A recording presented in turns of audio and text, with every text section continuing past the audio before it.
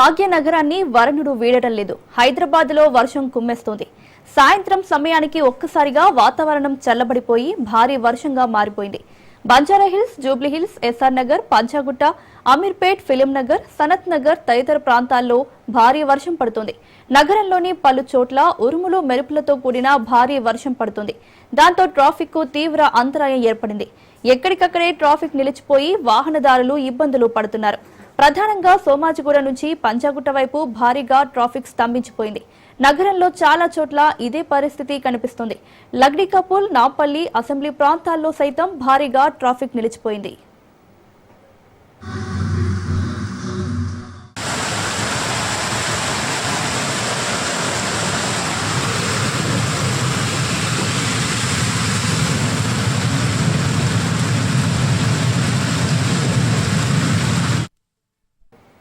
నిమిషానికి వర్ష తీవ్రత పెరుగుతోంది. నగరంలోని పలు చోట్ల కుండపోత వర్షం పడుతోంది.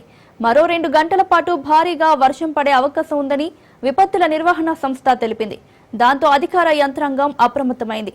సహాయక చర్యల్లో నిమగ్నమైంది. డిఆర్ఎఫ్, హైడ్రా, జీహెచ్ఎంసీ అధికారులు సహాయక చర్యలు చేపట్టారు. ఆఫీస్ లాగౌట్ కావడంతో ఎవరూ బయటకు రావద్దని అధికారులు ఆదేశించారు. హైదరాబాద్ కు ఆరెంజ్ అలర్ట్ జారీ చేశారు.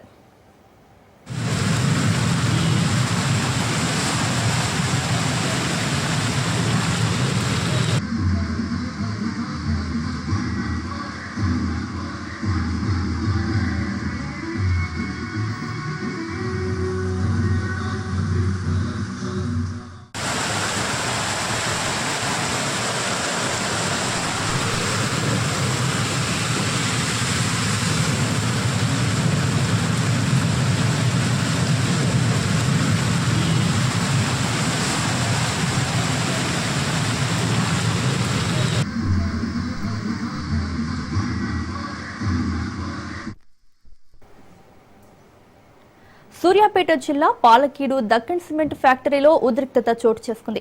పోలీసులపై బీహార్ కార్మికులు దాడికి పాల్పడ్డారు. ఇటీవల ఫ్యాక్టరీ ప్రమాదంలో బీహార్ కు చెందిన కార్మికుడు మృతి చెందాడు. అయితే నష్టపరిహారం ఇస్తామని చెప్పి మాట తప్పడంతో కార్మికులు ఆగ్రహం వ్యక్తం చేశారు. ఆఫీస్పై దాడి చేసి అద్దాలు, ఫర్నిచర్ ధ్వంసం చేశారు బీహార్ కార్మికులు. పరిస్థితి అదుపు చేయబోయిన పోలీసులపై దాడికి దిగారు. పోలీసు వాహనంపై రాళ్లు రువ్వారు.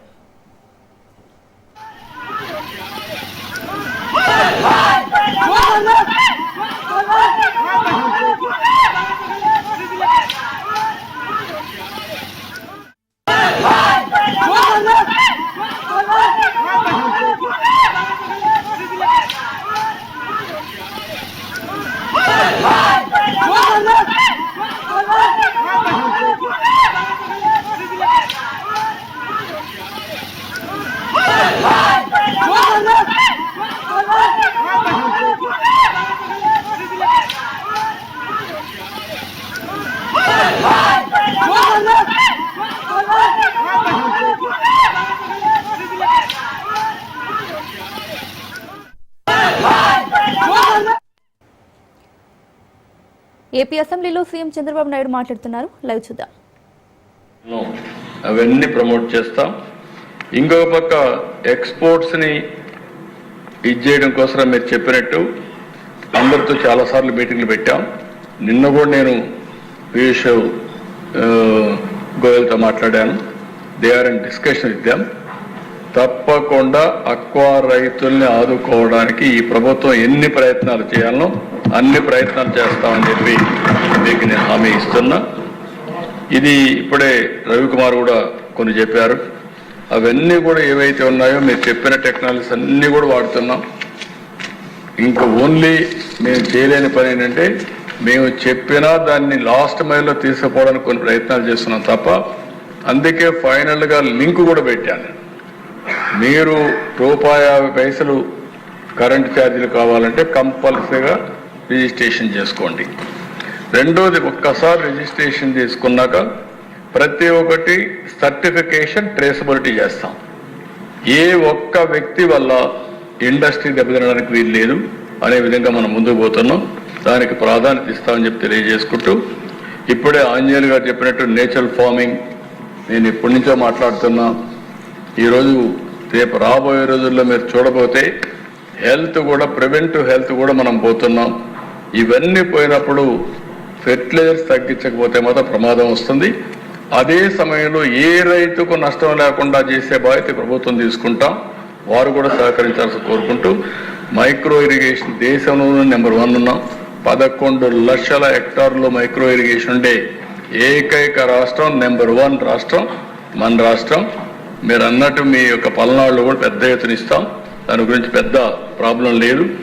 రెండోది మైక్రో న్యూట్రియంట్స్ కూడా చెప్తున్నా, సాయిల్ టెస్టింగ్ చేసి మైక్రో న్యూట్రియంట్స్ కూడా సప్లై చేస్తాం. సీవీడ్ కల్టివేషన్ చాలా పెద్ద ఎత్తున ముందుకు పోతున్నాం. ఇది బయోఫ్యూయల్ కానీ ప్రోటీన్ కానీ ఫార్మా ఇండస్ట్రీలో పెద్ద ఎత్తున ఉపయోగిస్తారు, దానికి కూడా ముందుకు పోతాం. రైతు బజార్లో ప్రత్యేకంగా నేచురల్ ఫార్మింగ్ ప్రొడ్యూస్ పెడతాం. రైతు బజార్లోనే కాకుండా మొబైల్ రైతు బజార్లు కూడా పెట్టి డోర్ స్టెప్ దగ్గరనే ఈ యొక్క నేచురల్ ఫార్మింగ్ అంతా కూడా ఆ వ్యవసాయ ఉత్పత్తులు పెట్టే పరిస్థితి కూడా తీసుకొస్తామని చెప్పి తెలియజేసుకుంటూ, ఏదేమైనా ఈరోజు చెప్పిన సబ్జెక్ట్ ఒకప్పుడైతే పొలం బడి చాలా కార్యక్రమాలు చేశాం.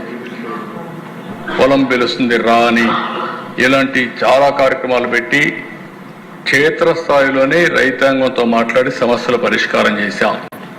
నేను కూడా తొందరలో కొన్ని కార్యక్రమాలు పెట్టుకుంటా. ప్రతి ఒక్క ఎమ్మెల్యే నెలకొక్క రోజున పొలం దగ్గరికి వెళ్ళి రైతాంగంతో మాట్లాడే పరిస్థితి మీరు రావాలి. అవుట్ రీచ్ ప్రోగ్రాం టేకప్ చేయాలి. అప్పుడే ఈ సమస్య పరిష్కారం అవుతుంది.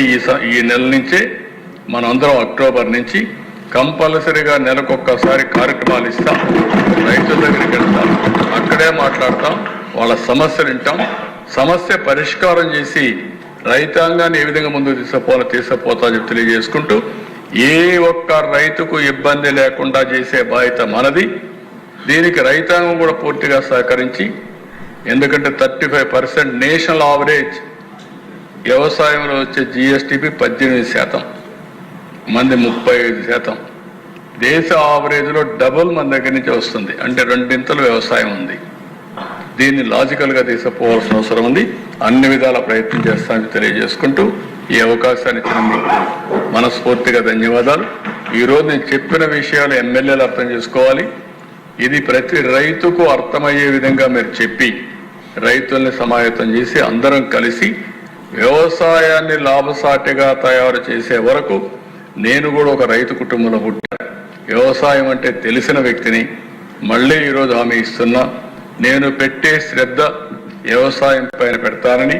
మొన్నే మీరు చూశారు, ఈరోజు నేను చాలా విషయాలు ఐటీ గురించి మాట్లాడుతూ అందరూ నేను ఐటీ అనుకుంటారు, కానీ నేను చేసిన పనులన్నీ కూడా రైతుకు ఉపయోగపడే కార్యక్రమాలే చేశాను.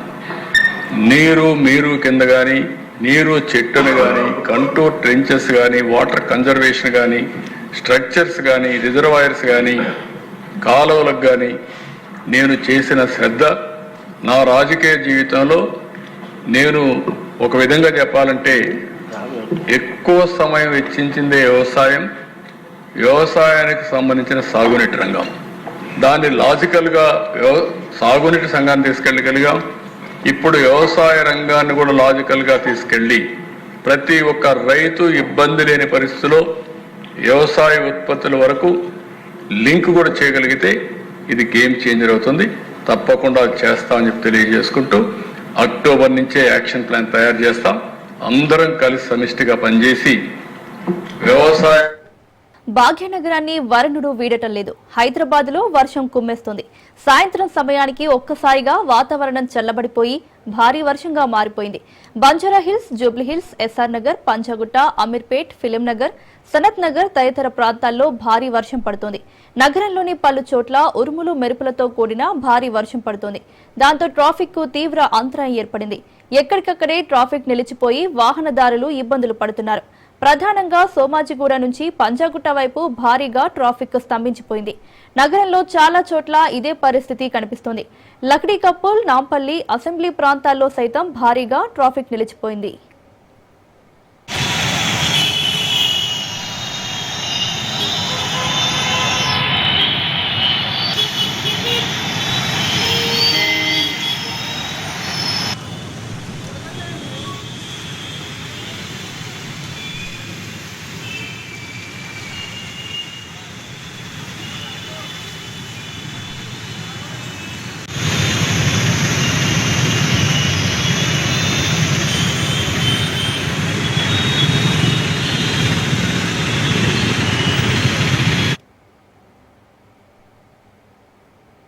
నిమిష నిమిషానికి వర్ష తీవ్రత పెరుగుతోంది. నగరంలోని పలు చోట్ల కుండపోత వర్షం పడుతోంది. మరో 2 గంటల పాటు భారీగా వర్షం పడే అవకాశం ఉందని విపత్తుల నిర్వహణ సంస్థ తెలిపింది. దీంతో అధికార యంత్రాంగం అప్రమత్తమైంది, సహాయక చర్యల్లో నిమగ్నమైంది. డీఆర్ఎఫ్, హైడ్రా, జీహెచ్ఎంసీ అధికారులు సహాయక చర్యలు చేపట్టారు. ఆఫీస్ లాగౌట్ కావడంతో ఎవరూ బయటకు రావద్దని అధికారులు ఆదేశించారు. హైదరాబాద్కు ఆరెంజ్ అలర్ట్ జారీ చేశారు.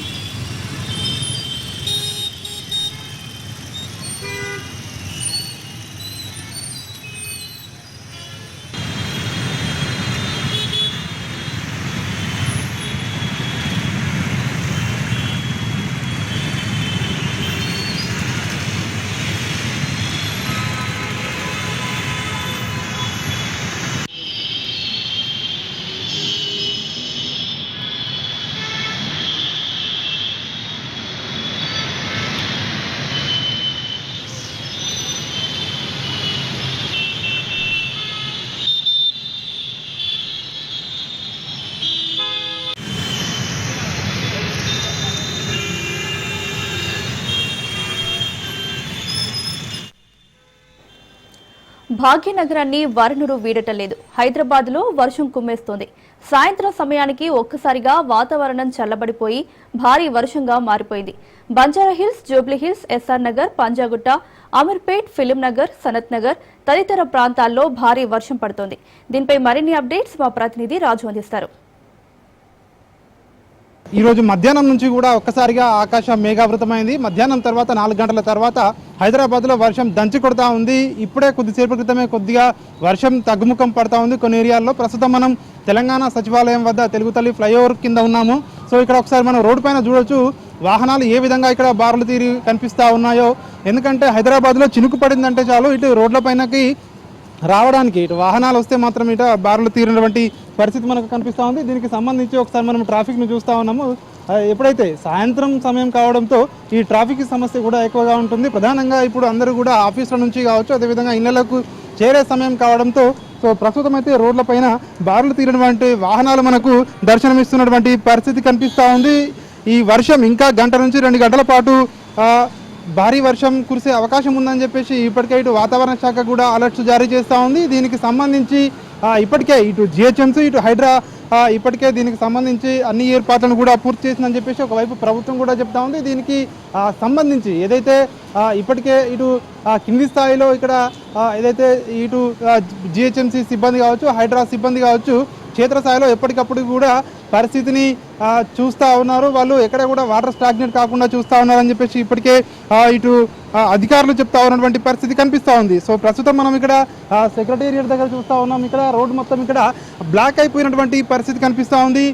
ఈ ట్రాఫిక్ ఎప్పటికి క్లియర్ అవుతుందో కూడా తెలియని పరిస్థితి ఉంది. ఎందుకంటే అందరూ కూడా ఒక్కసారిగా ఇళ్లకు వెళ్లే సమయం కావడంతో భారీగా వాహనాలు అయితే రోడ్లపైకి చేరినటువంటి పరిస్థితి కనిపిస్తూ ఉంది. మరొక వైపు వర్షం కూడా మళ్ళీ భారీ వర్షం కురిసే అవకాశం కనిపిస్తూ ఉంది. వర్షం పూర్తిగా తగ్గలేదు. ఇప్పుడు ప్రస్తుతం భారీ వర్షం కురిసి మళ్ళీ ముసురులాగా పడుతూ ఉంది ఈ ప్రాంతంలో.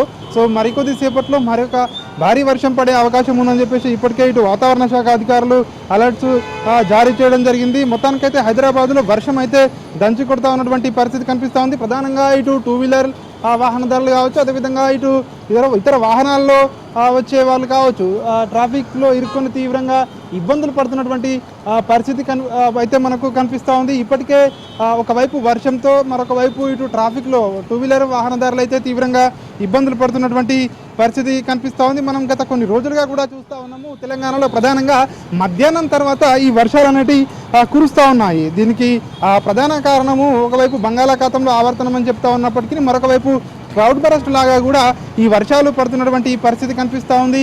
సో మనం చూస్తూ ఉన్నాం, నిన్న కూడా రాత్రి భారీ వర్షం కురిసింది చాలా ఏరియాల్లో. ఈరోజు కూడా మధ్యాహ్నం తర్వాత హైదరాబాద్లో చాలా ఏరియాల్లో కూడా వర్షం అయితే భారీ వర్షం కురిసినటువంటి పరిస్థితి కనిపిస్తూ ఉంది. ప్రధానంగా మనం చూసినట్టయితే హైదరాబాద్లో చాలా ప్రాంతాల్లో నలుమూలల కూడా ఈరోజు భారీ వర్షం కురుస్తుందని చెప్పేసి కూడా ఇటు వాతావరణ శాఖ అలర్ట్స్ జారీ చేసింది. మరొక వైపు ఇటు ప్రభుత్వం అయితే ఇప్పటికే ఈ భారీ వర్షానికి తగ్గట్టుగా కూడా అధికారులందరూ కూడా అప్రమత్తంగా ఉండాలని ఇప్పటికే ఇటు జిహెచ్ఎంసీకి హైదరాబాద్ సూచించింది. మరొక వైపు ప్రజలు కూడా ఈ వర్షంలో అప్రమత్తంగా ఉండాలని చెప్పి కూడా సూచిస్తున్నటువంటి పరిస్థితి కనిపిస్తూ ఉంది. కొన్ని నిమిషాల వ్యవధిలోనే ఈ యొక్క పెద్ద భారీ వర్షం కురవడంతో రోడ్లపైనికి నీళ్లు చేరుకున్నాయి. దీనికి తోడు ఎక్కడికక్కడ కూడా ఇటు ట్రాఫిక్ జామ్లతో ఇక్కడ నిండిపోయినటువంటి పరిస్థితి కనిపిస్తూ ఉంది. సెక్రటేరియట్ పరిసర ప్రాంతాల్లో ఇటు లక్డీ కపుల్ కావచ్చు, ఇటు ఖైరతాబాద్ కావచ్చు, ఇటు ఎన్టీఆర్ మార్గ్, ఇటు ట్యాంక్ బండ్, అదేవిధంగా ఇటు లిబర్టీ, ఇటు లోయర్ ట్యాంక్ బండ్ కావచ్చు, ఎక్కడికక్కడ కూడా భారీ వర్షం కురిసినటువంటి పరిస్థితి కనిపిస్తూ ఉంది. ఇక 2 రోజుల పాటు కూడా ఈ యొక్క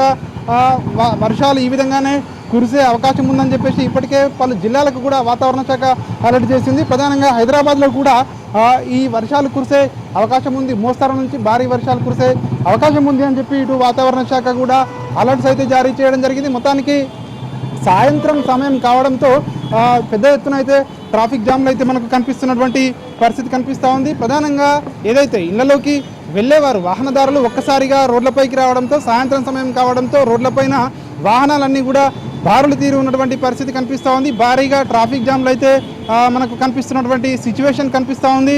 సో ఈ వర్షం మరొక 1-2 గంటల పాటు కూడా భారీ వర్షం కురిసే అవకాశం ఉన్న నేపథ్యంలో ప్రజలందరూ కూడా అప్రమత్తంగా ఉండాలని చెప్పేసి కూడా ఇటు జిహెచ్ఎంసీ ఇటు హైడ్రా అధికారులు అయితే చెప్తా ఉన్నటువంటి పరిస్థితి కనిపిస్తూ ఉంది. కెమెరా పర్సన్ భిక్షపత్తో రాజు న్యూస్ సెక్రటేరియట్ నుండి.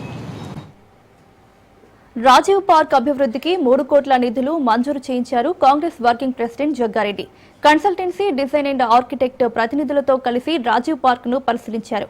10 ఏళ్ల పాటు సౌకర్యాలు లేకుండా నిరుపయోగంగా ఉన్న రాజీవ్ పార్క్ ను నెల రోజుల్లో అన్ని సౌకర్యాలతో సంగారెడ్డి ప్రజలకు అందుబాటులోకి తీసుకువస్తామన్నారు. అక్టోబర్ 25 కల్లా రాజీవ్ పార్కులో పనులు పూర్తి కావాలన్నారు. వచ్చే నెలలో సీఎం రేవంత్ చేతుల మీదుగా రాజీవ్ పార్క్ ను ప్రారంభిస్తామన్నారు. డిజైన్ అండ్ ఆర్కిటెక్ట్ కన్సల్టేషన్ ప్రతినిధులతో రాజీవ్ పార్క్ ను విజిట్ చేశారు. ఎన్నికల్లో ఓడిపోయినా కాంగ్రెస్ ప్రభుత్వం ఉంది కాబట్టి నిధులు తీసుకువస్తున్నామన్నారు జగ్గారెడ్డి.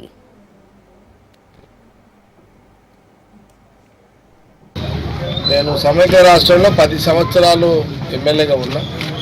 ఆ 10 సంవత్సరాలు ఇందులో ఈ చెట్లు కానీ, గ్రీనరీ కానీ, ఇక్కడ తోట కానీ, అట్లాగే ఫౌంటైన్స్, మ్యూజికల్ ఫౌంటైన్స్ కానీ, ఇట్లా అన్ని రకాల ఏర్పాట్లు చేయడం జరిగింది. ఎమ్మెల్యేగా నేను ఓడిపోయిన తర్వాత నేను అప్పటి నుంచి నేను ఇక్కడికి రాలేకపోయినా, ఎందుకంటే ఇక ఎమ్మెల్యే లేను కాబట్టి మనకు గవర్నమెంట్ కూడా లేదు, రాష్ట్రంలో గవర్నమెంట్ కూడా లేదు. చాలా సందర్భాల్లో కాంప్లైంట్స్ వచ్చినాయి కానీ నేను అప్పుడు ఎమ్మెల్యేగా లేను, అధికారం లేదు, ఇదంతా లేదు. అప్పుడున్న ఎమ్మెల్యే వేరు, అప్పుడున్న గవర్నమెంట్, రాష్ట్రంలో ఉన్న గవర్నమెంట్ వేరు, కాబట్టి నేనేం చేయలేకపోయినా. చూద్దాం, టైం వచ్చినప్పుడు మళ్ళీ నేను ఏ రకంగా చేయగలుగుతాను. కానీ తర్వాత 18లో ఎమ్మెల్యే గెలిచినాక కూడా కొంత కలెక్టర్లు, అప్పుడున్న అధికారులు, కొంత అప్పుడున్న మంత్రి, అప్పుడున్న గవర్నమెంట్ వాళ్ళకి ఇంట్రెస్ట్ లేదు. ఇక నేను చాలా సందర్భాల్లో ముఖ్యమంత్రి రేవంత్ రెడ్డి గారితో కూడా మాట్లాడినా. కొంత కాన్స్టిట్యూన్సీ అంటే ఆయన కూడా స్టార్టింగ్లో అన్నాడు ఓడిపోయిన తర్వాత అన్న మరి నువ్వేమో ఓడిపోయినావు, మరి మీ జనాలు ఎందుకు కూడా కొట్టినో తెలియదు, కానీ నేను ఏదైనా పని చేయాలంటే ప్రోటోకాల్ లేకుండా అయిపోయింది అన్నప్పుడు తనే అప్పుడు నిర్మలని సరే ఇట్లా కాదన్నా అక్కడిని పెడతా, టీజేఏసీ చైర్మన్ పెడతా, ఆ ప్రోటోకాల్ తోటి ఇక పనులు నడుస్తుంటాయి, కానీ చూద్దాం టైం ఎట్లుంటుందో అని చెప్పి ఆ రోజు నుంచి కొంత శ్రీ సత్యసాయి జిల్లా కదిరిలో doctor PV Pawan Kumar Reddy, PV Anil Kumar రెడ్డిలు తమ కూతురు జ్ఞాపకార్థం అభిజ్ఞ ఫౌండేషన్ ఏర్పాటు చేశారు. కదిరి నియోజకవర్గంలో ఎన్నో సేవా కార్యక్రమాలను నిర్వహించారు. విద్య, వైద్యం, ఆరోగ్యం, త్రాగునీరుపై దృష్టి సారించి పేద ప్రజలకు అభిజ్ఞ ఫౌండేషన్ ద్వారా ఎన్నో సేవా కార్యక్రమాలను అందించారు. ఈ మధ్య విజయవాడలో రాజ్ న్యూస్ ఆధ్వర్యంలో ఏర్పాటు చేసిన బిజినెస్ ఎక్సలెన్స్ ఉత్తమ సంస్కర్త అవార్డు అందుకున్నారు. ఈ సందర్భంగా ఏపీఎస్ఆర్టీసీ కదిరి డిపో రిటైర్డ్ ఉద్యోగుల సంఘం పవన్ కుమార్ రెడ్డికి, అనిల్ కుమార్ రెడ్డిలను ఘనంగా సన్మానించారు. అవార్డు అందుకున్నందుకు మన అసోసియేషన్ తరఫున మరీ అభినందనలు తెలియజేస్తూ నేను విరమించుకుంటున్నాను. దాని దగ్గర ఏది చిల్లిగా కూడా ఉండదు. అలాంటప్పుడు కర్మకాండం చేయాలంటే, దహనక్రియ చేయాలంటే 10,000, 5,000 అన్నీ అవసరము ఆ కుటుంబాలకు. కొడుకులు ఎక్కడ ఉంటారు, ఎక్కడ ఉంటారు, కానీ మనం ఇచ్చామూర్తిని దహనక్రియ చేస్తున్నారంటే అది నిజంగా పవన్ కుమార్ రెడ్డి సార్ ఇచ్చినటువంటి ప్రోత్సాహం మరి ఇంత గొప్ప అవార్డు పొందినటువంటి పవన్ కుమార్ రెడ్డి గారి ఈ సందర్భంగా మాట్లాడుతున్నారు.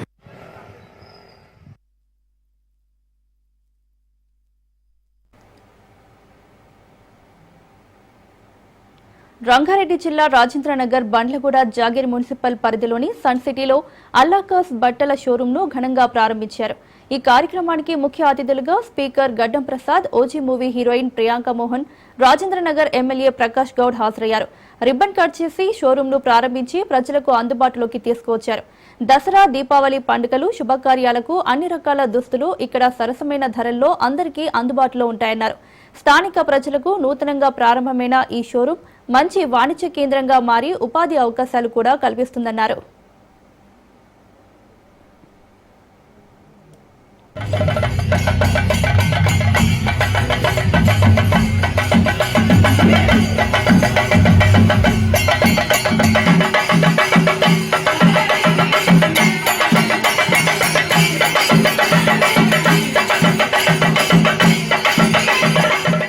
అందరికీ నమస్కారం. నేను ఇక్కడ అలాకాస్ కంప్లీట్ ఫ్యామిలీ షాపింగ్ మాల్లో ఫస్ట్ ఎవర్ స్టోర్ నేను ఇనాగరేషన్ చేయడానికి వచ్చాను. చాలా ఆనందంగా ఉంది. Thank you sir, thank you ma'am for inviting me and congratulations మీకు. అండ్ ఇక్కడ 500 రూపీస్ నుంచి 2000 రూపీస్ వరకు అన్ని ఫ్లోర్ లో ఒక్కొక్క, ఫస్ట్ ఫ్లోర్ లో సారీస్ ఉంది, సెకండ్ ఫ్లోర్ లో కిడ్స్ వేర్ ఉంది, మెన్స్ వేర్ ఉంది. సో అన్ని ఫ్లోర్ లో ఒక్కొక్క వెరైటీగా ఒక కంప్లీట్ ఒక ఫ్యామిలీ షాపింగ్ లాగా ఒక ఎక్స్పీరియన్స్ ఇస్తున్నారు. And it's first time ever ఇండియాలోనే ఒక బొటిక్ స్టోర్ కాన్సెప్ట్ లో చేస్తున్నారు. అండ్ నేను ఇక్కడ రావడం, ఇది ఇనాగ్రేట్ చేయడం చాలా ఆనందంగా ఉన్నాయి. కలెక్షన్స్ చాలా బాగుంది. ఎనీ డే నాకు, ఎందుకంటే ఐ లవ్ సారీస్, నాకు సారీస్ చాలా బాగా నచ్చింది. And obviously churidar and salwar suits అది కూడా చాలా బాగున్నాయి. అండ్ కలర్స్ అండ్ వైబ్రెంట్ గా ఉంది. అండ్ అంత వర్క్ చేశారు, but it is almost like so affordable. So మీరందరూ ఇక్కడ వచ్చి ఫ్యామిలీతో ఇక్కడ దసరా కలెక్షన్స్ చూడండి, మీకు అందరికీ నచ్చుతుంది. సత్యనారాయణ గారికి, ఎందుకంటే దసరా పండుగ వస్తుందని, బిజినెస్ మంచిగా నడవాలని, ఎవరే కానీ బిజినెస్ నడవాలని కానీ మా స్పీకర్ గారు కొంచెం నేను కూడా సక్సెస్ అయితే చాలా సంతోషం. ఏదేమన్నా సత్యనారాయణ గారు ఇప్పుడే చెప్తున్నారు, 30 ఏళ్ళ అనుభవం ఉందని. ఎన్నో తీరుగా కూడా షాప్ పెట్టడం జరిగింది. షాప్ చూసిన తర్వాత మాకు కూడా ఎంతో ఆనందం అనిపిస్తుంది. ప్రజలందరూ కూడా అందుబాటులో 500 కాడికి వెళ్ళి సామాన్య ప్రజలకు కూడా ఇన్స్టెంట్గా షోరూమ్ పెట్టామని చెప్తే చాలా సంతోషం. ఎందుకంటే మేము కూడా బ్రహ్మాండంగా నడవాలి. ఈ దసరా పండుగ కూడా, ఎందుకంటే రోజు కాపాడి చాలా పెరుగుతున్నారు. ఈ దీనికి వెళ్ళిన తర్వాత కూడా ఇలాంటి దుకాణం ఉండడం కూడా చాలా సంతోషం. ఎందుకంటే ప్రజలందరూ కూడా ఏమన్నా చూస్తారంటే పెద్ద పెద్ద అపార్ట్మెంట్లకి ఇళ్ళగా తీసుకోవాలని ఆలోచిస్తూ ఉంటారు. చిన్నపిల్లల కాడికి పెద్ద పిల్లల దాకా కూడా అందరూ ఉన్నారు. చాలా సంతోషం. ఇవన్నీ కూడా మంచిగా నడవాలని నేను కోరుకుంటున్నాను. ఎందుకంటే ఈరోజు ఇంతమంది కార్యక్రమం పాల్గొన్నారు. అందరూ మరొకసారి దసరా పండుగ శుభాకాంక్షలు. షాప్ మంచిగా నడవాలని మేము కోరుకుంటున్నాం. మేడిపల్లి పోలీస్ స్టేషన్ ముందు సాయితేజ కుటుంబ సభ్యులు ఆందోళనకు దిగారు. కుటుంబ సభ్యులు సాయితేజది హత్య కాదంటూ పోలీసులు ఈ ఘటనపై నిర్లక్ష్యంగా వ్యవహరిస్తున్నారని ఆరోపించారు. సాయితేజకు న్యాయం చేయాలని, కాలేజీ యాజమాన్యంపై చర్యలు తీసుకోవాలని కుటుంబ సభ్యులు డిమాండ్ చేశారు. ఆదిలాబాద్ నుంచి ఇంజనీరింగ్ చదువుకోవడం కోసం హైదరాబాద్ కు పంపిన సాయితేజ మృతి చెందడంపై పోలీసులు కేసు నమోదు చేసి దర్యాప్తు చేస్తున్నారు. ఈ కేసులో 4 విద్యార్థులను అదుపులోకి తీసుకున్న పోలీసులు విచారిస్తున్నారు.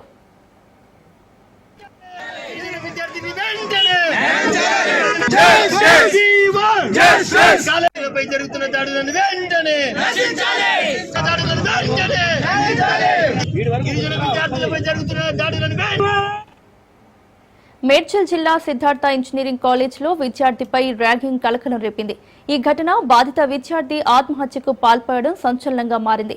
మేడిపల్లి పోలీస్ స్టేషన్ పరిధిలోని సిద్ధార్థ ఇంజనీరింగ్ కాలేజ్లో 1వ సంవత్సరం చదువుతున్న ఆదిలాబాద్ జిల్లా ఉట్నూర్కు చెందిన విద్యార్థి సాయితేజపై సీనియర్ విద్యార్థులు ర్యాగింగ్ కు పాల్పడ్డారు. స్థానికుల సమాచారం ప్రకారం సాయితేజతో ఇటీవల సీనియర్స్ గొడవపడి కొట్టారు. తర్వాత కొందరు యువకులతో కలిసి బార్కు తీసుకెళ్లి 15,000 రూపాయల బిల్ చేసి కట్టించారు. అయినా ఇంకా డబ్బులు కావాలని బెదిరింపులకు పాల్పడ్డారు. దీంతో తీవ్ర మనస్తాపానికి గురైన సాయితేజ తన తండ్రికి సూసైడ్ వీడియో పంపిన తర్వాత ఆత్మహత్యకు పాల్పడ్డాడు. విషయం తెలుసుకున్న స్థానిక పోలీసులు కాలేజీకి చేరుకొని దర్యాప్తు ప్రారంభించారు. ఘటనపై పూర్తి వివరాలను సేకరిస్తున్నారు. ఇంకా పట్టుకుంటున్నామనే మంచి మాటలు చెప్తున్నారు. మమ్మల్ని కబ్రపై చేస్తున్నారు. కానీ ఇప్పటివరకు ఎందుకంటే అడగారిన వర్గాలు మేము గిరిజనులమని చెప్పేసి మా మీద ఇంత మరి పదే దారుణంగా హత్యలు చేస్తున్నారు. మేము ప్రభుత్వాన్ని కూడా హెచ్చరిస్తున్నాం. ఎందుకంటే మరీ జరిగితే మేము గిరిజనులం మళ్ళీ చాలా పెద్ద ఎత్తున దీని మీద స్పందించాల్సి వస్తుంది. తప్పకుండా స్పందిస్తాము. మా సంఘాలన్నీ కలిసి వస్తున్నాయి. ఇవాళ మా అబ్బాయికి న్యాయం జరిగే వరకు మేము పోరాడతాము. వీళ్ళ వెంట ఉంటాము.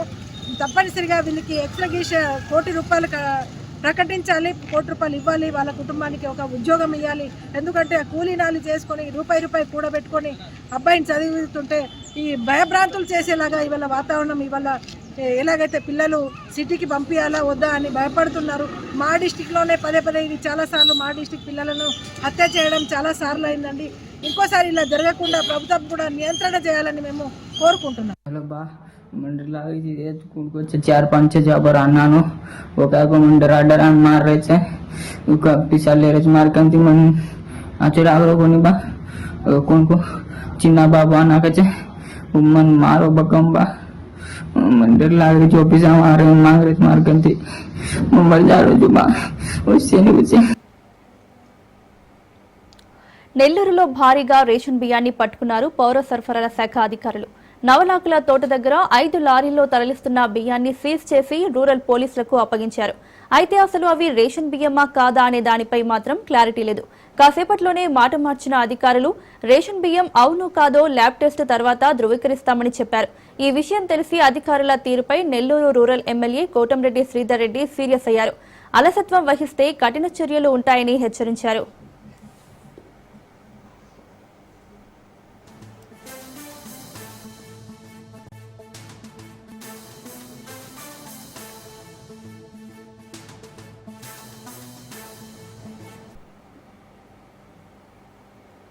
తెలంగాణలో సంస్కృతి సాంప్రదాయాలకు ప్రతీక బతుకమ్మ.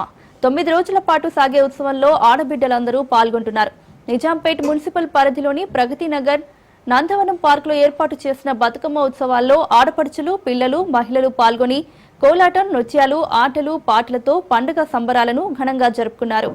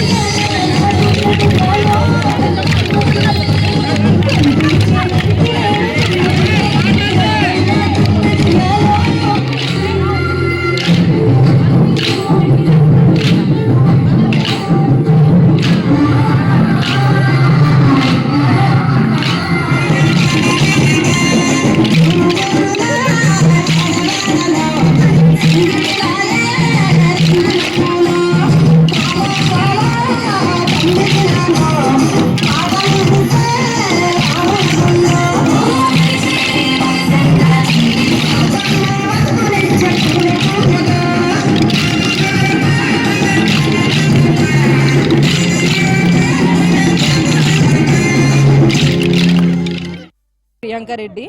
మేము ప్రగతి నగర్ వాస్తవ్యులము. ఇక్కడ ఎన్ఎంసి 4th డివిజన్లోనే. సో అందరికీ సద్దుల బతుకమ్మ దసరా శుభాకాంక్షలు.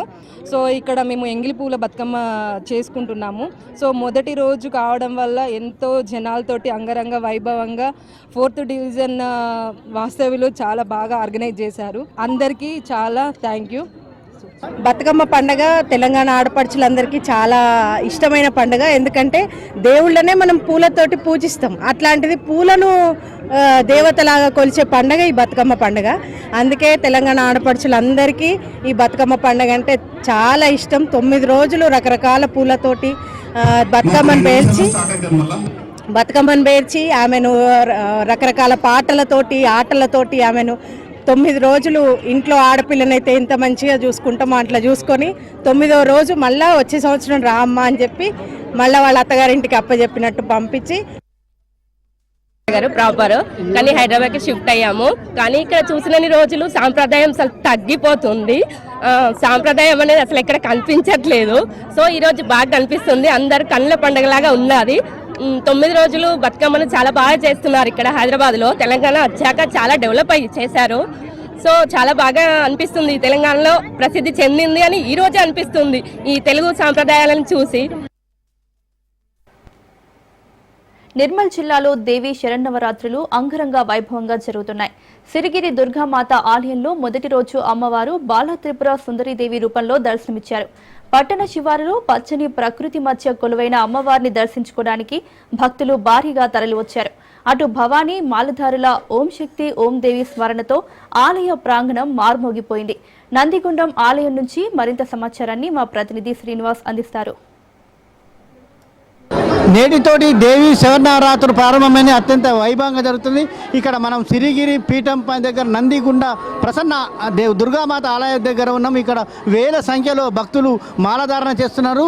ఇక్కడ ఈ నిర్మల్ డివిజన్ మొత్తం లోపల ఒక దాదాపు 5,000 నుంచి 6,000 వరకు మాలధారణ చేస్తుంటారు. మనం ఇక్కడ పీఠాధిపతులైన వెంకటాచార్య దగ్గర మనం అతన్ని అడిగి తెలుసుకుని ఈ గుడి విశిష్టతలు చెప్పండి సార్. ఈ మాలధారణ విశిష్టత అసలు మన ఈ టెంపుల్ యొక్క విశిష్టత చెప్పండి. కానీ సుమారు 25 సంవత్సరాలకు పూర్వము అమ్మవారు స్వప్న సాక్షాత్కారమై ఈ ప్రదేశంలో తానున్నానని తనను ప్రతిష్టాపన చేయమని సెలవీయడంతో ఆనాడు ప్రారంభించినటువంటిది ఈనాడు మనం చూస్తున్నాం. అందరూ భక్తులందరూ సహకారం చేయడం వల్ల ఈనాడు ఇంత అభివృద్ధి చెందిందని నేను భావిస్తున్నాను. మరియు ముఖ్యంగా భక్త మహాశయులందరికీ పండగ దసరా పండగ శుభాకాంక్షలు తెలియజేస్తూ నేటి నుండి శరన్నవరాత్రులు దశరాత్రులు ప్రారంభమైనాయి. ఈనాడు అమ్మవారి అవతారములలో బాలా త్రిపుర సుందరీదేవి అవతారం ఉంది. ముఖ్యంగా ఈనాడు ఈ పాడ్యమి నాడు మేము శ్రీ భవానీ మాలాధారణతో నవరాత్రి ఉత్సవాల్ని ప్రారంభిస్తాం. ఈ నవరాత్రి ఉత్సవాల్లో ముఖ్యంగా ప్రతినిత్యము అన్నప్రసాద సేవ ఉంటుంది. మరియు 30 తేదీ నాడు మహిషాసుర దహనం, సాయంకాలం రథోత్సవం 2 కార్యక్రమాల్ని జరపడం ఉంటుంది. మరి ఇంతవరకు మన జిల్లావాసులే కాకుండా పొరుగు జిల్లావాసులతో పాటు మహారాష్ట్ర నుండి కూడా భక్తజనం విశేషంగా వచ్చి భవానీమాల ధారణ చేయడం మాకెంతో ఆనందదాయకంగా ఉంది. ఈ విధంగా మన సనాతనమైన ధర్మము, మన సంస్కృతి, మన ఆచార వ్యవహారాలు కొనసాగడం నేనెంతో ఆనందిస్తున్నాను. అందులకు మన ప్రధానమంత్రిని కూడా అభినందిస్తున్నాను. ఈ విధంగా దసరా నవరాత్రులు శ్రీ 2 అక్టోబర్ గురువారం నాడు ముగుస్తాయి. మాలా విరమణతో మన కార్యక్రమాలు ముగుస్తాయి. కావున అన్నప్రసాద దాతలుగా భాగస్వాములు కావలసిన వారు 5,000, 11,000 ఇచ్చి భాగస్వాములు కావలసిందిగా కోరుతున్నాం. జయమాత. ఓం శక్తి శ్రీ శక్తి. పట్నంలో కనిపించే స్వయంగా వెలిసిన ఈ అమ్మవారితోటి ఈ డివిజన్ మొత్తంలో కూడా భక్తి భావనతోటి మాలధారణతో ఉంటారని భక్తులు ఉంటారని తెలియజేస్తున్నారు. కెమెరామ్యాన్ సురేష్ శ్రీనివాస్, రాజ్ న్యూస్, నందిగుండ దుర్గామాత ప్రసన్నం నుంచి.